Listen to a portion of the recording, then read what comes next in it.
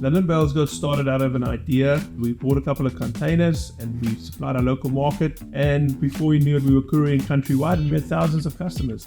The clothing gets sourced from Europe and it comes from recycling factories and it gets graded to a certain quality and to a certain style.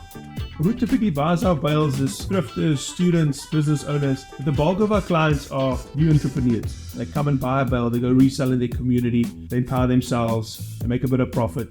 With a major shipment, it's all hands on deck. We get up early, the truck is here at sunrise, big interlink. The logistics is great because the truck can stop right next to our facility. While we're offloading it, we're sorting it and packing it into different categories. And while that happens, we have customers buying. So as they get off the truck, they're already going out. When we started off small, we still had a little container and it was month to month. I think Inospace was a big facilitator to what we needed because we didn't have to outlay massive cost when we started.